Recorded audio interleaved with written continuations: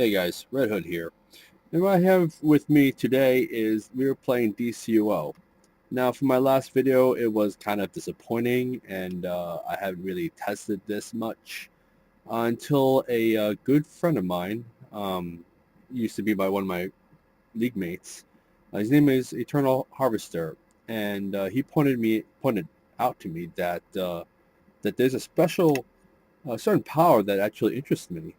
So if I look through my ability loadouts, which is the Implosion Mine, it actually does a lot of great damage on close range. So it feels like the pseudo battle display with spamming damage, basically close range attack. Now this is the loadout that I prefer using now. I've been testing this for over 6 months since the new revamp. This is what I call, in my experience, the perfect loadout because it's very simple, very straightforward, nothing to do with having to use stealth and then pop out and do more damage. It's a lot more simpler. If you choose to decide to come back and start playing, but this is one of my my preferred gadgets loadout. I haven't really checked other YouTube videos about what is the perfect loadout, but this is from my experience after playing about 6 months, having to test it vigorously, trial and error, and it worked for me. Maybe it worked out for you. So here it goes. As you can see, that the loadout from left to right is the Suppressor Turret.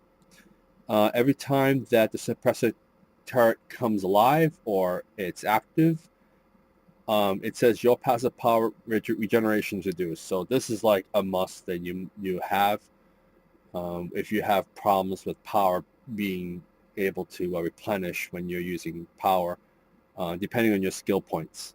With high skill points, this may not be needed. You could substitute for a distract for a for survivability, or keep a Suppressor Turret if you want to keep doing more damage and getting some power back, well, without losing any power back when the suppressor is out.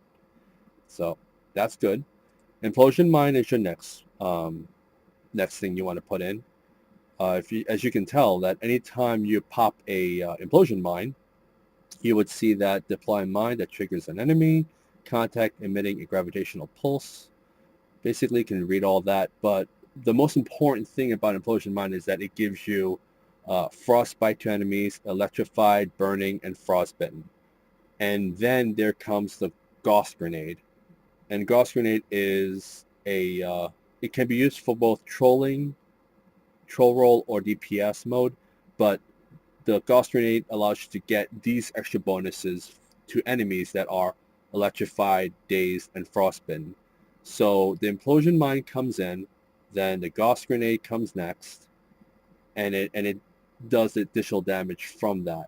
Then EMP Pulse. EMP Pulse does additional damage when they are when these are in effect. So that comes in next. Then the Crowd Field. Crowd Field does the damage on top of the pre-existing burns, electrified, frostbite, electrified, burning, frostbitten, and it all comes together. This loadout is like a tight little package that does all those necessary damage, thanks to those additional abilities that comes with it. The next one is the Bunker Buster. Doesn't get any benefit from those, as you can see from the Crowd Field, but it does more of a damage of a supercharge. So here we go. From left to right, pop a Suppressor Turret, and watch it go. So basically, Implosion Mine allows me to draw all those enemies in, and Gauss Grenade comes in to do the damage, and you do the rotation. Notice that my power meter is still pretty good. It doesn't eat as much power. Alright, then I use the Crowd Field.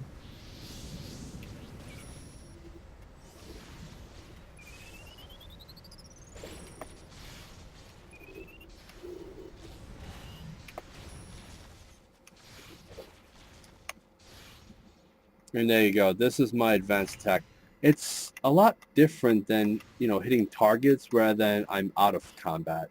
So if I go out of combat, right, and I'm just gonna do rotation, just doing this by myself.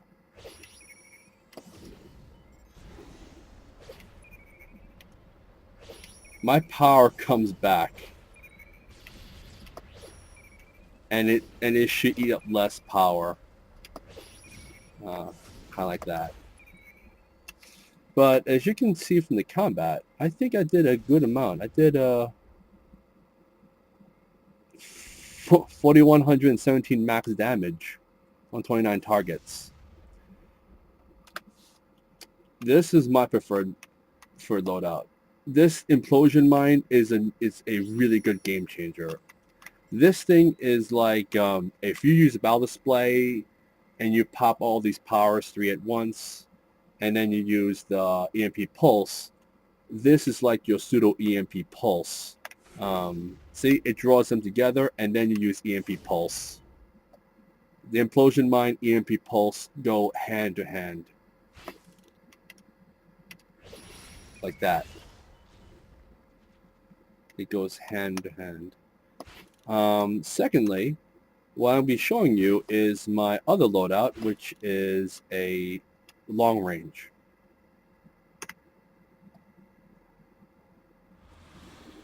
There you go. That's my Joker loadout.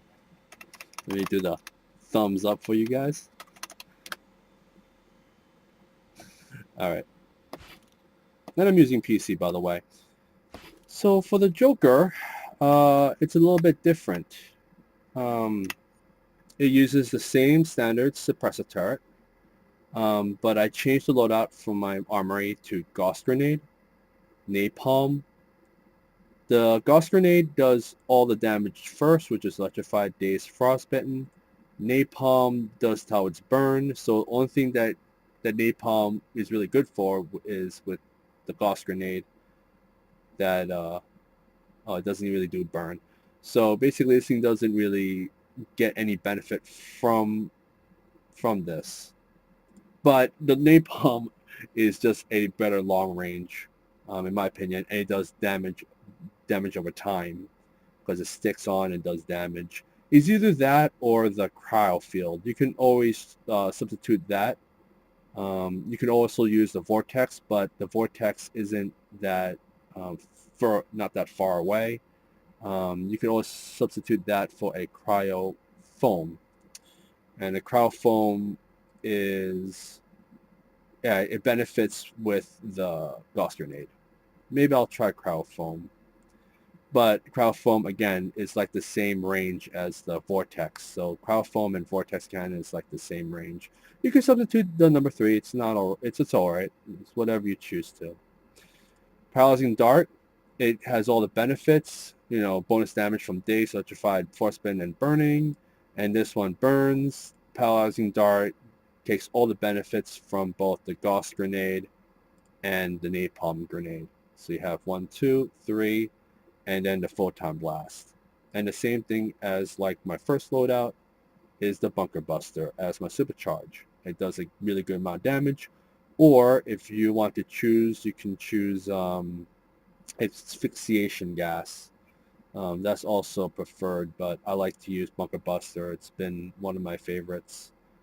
But yeah, you don't use the Photon Blast a lot in this rotation because it only benefits if the target or the boss level is at 35% health less, which means that you cannot do it when the boss is at full health, otherwise it doesn't do that much damage. So all you do is cycling between 2, 3, 4, 2, 3, 4, 2, 3, 4. And keep in mind that this loadout eats up a lot of power, a lot more power than the first loadout. And that's due to the Gauss Grenade is that power cost of 100, Napalm is another 100, and this one takes a whopping 300. So 100, 100, 300, and there's another 200. So 100, 100, 300, and the other loadout is a 100, 100, 300. Oh, so I kind of kept it the same. But the crowd field is the one that helps me the most on the close range, because when I hit it, anything that's around me takes the damage. So if I am around here, they take the damage. See that? Damage are rolling when you're close in this vicinity. That's what I like about the crowd field. Now, long range is where you have to spam all those damages by rotating from left to right. So here you go. So 2, 3, 4, 2, 3, 2, 3, 4, 2, 3, 2, 3, 2, 3, 2, 3, 2, 3. So I don't really use the photon blast a lot in this one. And these targets are not gonna take any further damage. It's not like last time. They really beefed up the targets. But rest assured that this works out pretty well for the raids. So that's my long range. And troll. And let me show you my troll. There you go.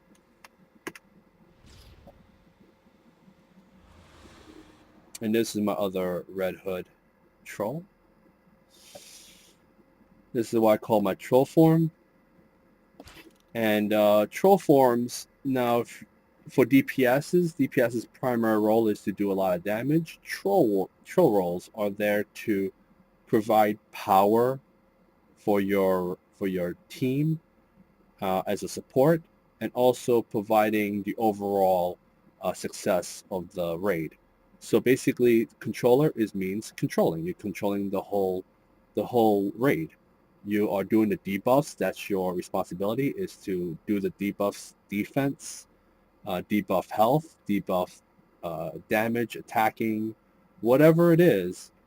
Your goal is to provide the necessary way to subtract a defense to hit the enemy to hit the enemy with the debuffs, so that the team can do the damage that it needs to finish in a certain amount of time. Because sometimes when bosses have to wait that long, you're gonna get crushed if the boss, decides to wipe out the whole team by a certain amount of time. But you have this responsibility, and not just the debuffs, but you also have to provide power for the rest of the team. Is to provide a good, consistent amount of power for the team. And this is my loadout. My loadout is Defibrillator. That is a must. You had to keep spamming Defibrillator. The secondly is going to be the Gauss Grenade. The Gauss Grenade is your debuff. It zeros the defense on the boss. So basically it makes it like a red shield on the boss. And a Sticky Bomb allows you to debuff the damage, meaning that if the boss were to attack you or attack any of your teammates, this debuff on the attack allows you to hit your teammates a lot less than they originally have. Napalm Grenade is great because it sticks to the boss and it debuffs the healing. So if the boss heals, and then we start doing other damages, and the boss heals, then this is going to waste all your time, your energy, your efforts, and while the boss is going to come back and one-shot the rest of the team. So the napalm or whatever debuff healing that you need something that can debuff that. The last one is the Hardlight Shield. Hardlight Shield is not available for gadgets. It is found in the iconic powers. Make sure you have enough skill points. I put it towards Hardlight Shield. It allows me to survive more while picking up my teammates. Sometimes I use it to pick up my teammates, or I use it to prepare my Hardlight, my way of surviving, pretty much. And the last but not least is the Battle Drone. Battle Drone is a supercharge that allows me to get power back, as well as most of my other teams getting power back from it. And that's pretty much, I don't want to speak too much of it, but this is the rotation. I use dual pistols for long range. It allows me to get power back. So you use your pistols, then debuff, I mean defibrillator, defibrillator, that's defibrillator. And then you see that red shield, that's the Gauss Grenade doing debuff. And you gotta do the debuff, you have to do debuff. Basically, you have to do the debuffs maybe once every 3 to 5 seconds. So basically, you get a timeout, time the debuff. So I'm doing defense debuff, use the healing debuff, and the attack debuff. You see all those 3 debuffs at once? They'll disappear within 5 or 7 seconds. So then you have to recycle that and keep the debuff on so that you can allow your teammates to finish the target. This is just a simulation to show how to debuff properly as you give power back with defibrillator. And if you can shield up if you wanted to. The shield takes a lot of energy.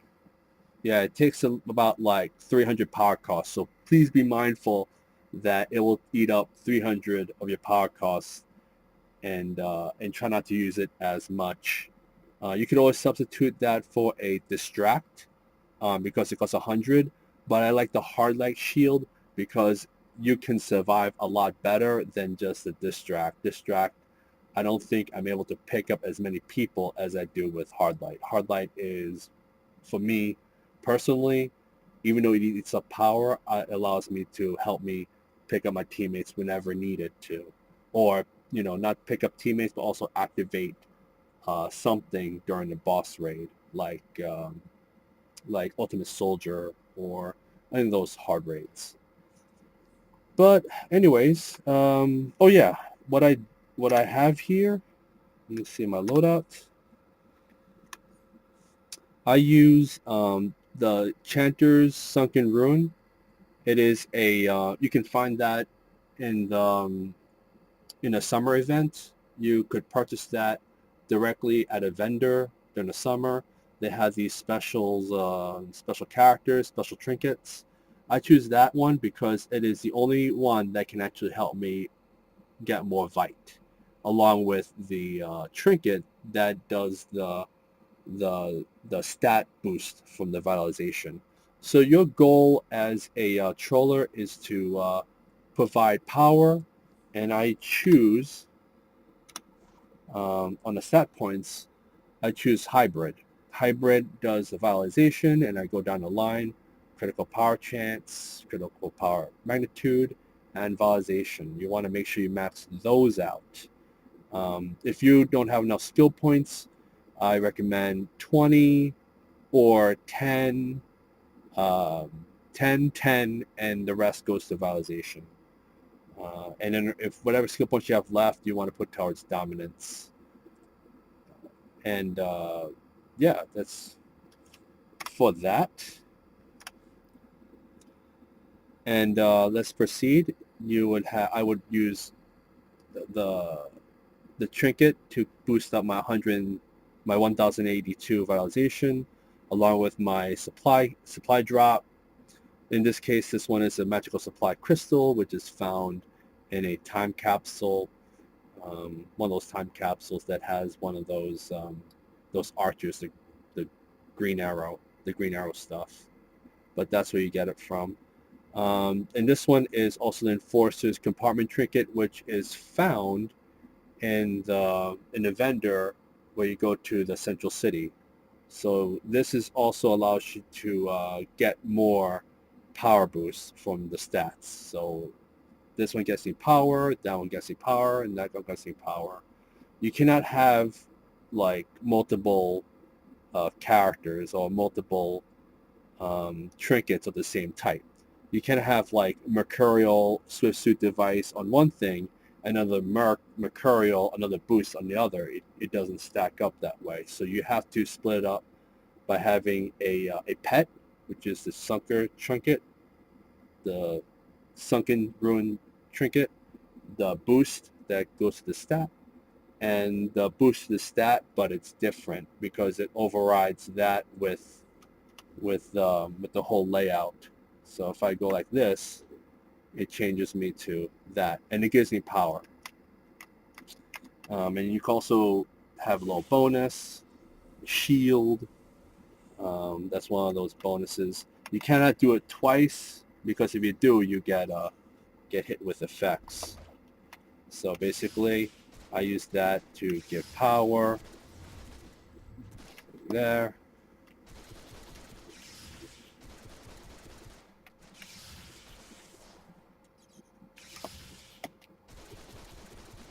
Kind of jams up sometimes.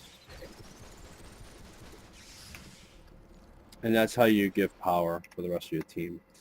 And I forgot to show you for the DPS side.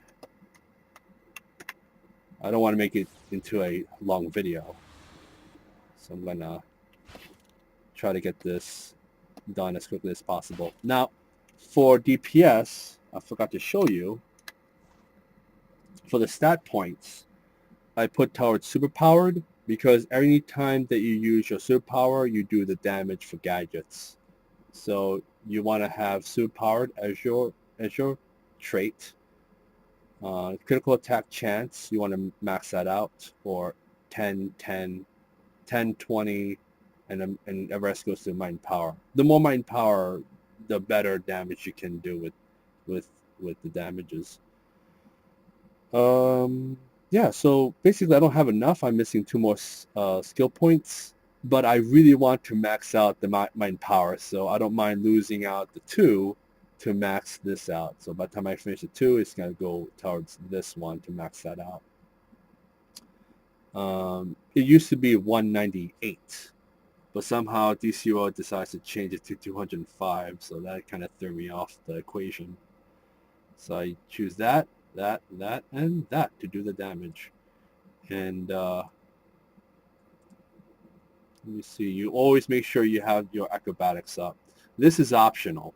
This one you can take away. I can take this away and go back and put it towards the last 2, but the reason why I like having it there is because it helps me gain back my power if I break out. So that's the reason why there's a breakout mastery. It's an innate. That anytime I'm able to break out of something, I have a good amount of resistance as well as survivability. I have a bit of power back from this, from the stun breaking. Then I'm able to proceed using that and spam power and do more damage. All right, so the weapon I choose is one-handed because you want to make sure you can lunge and do the damage.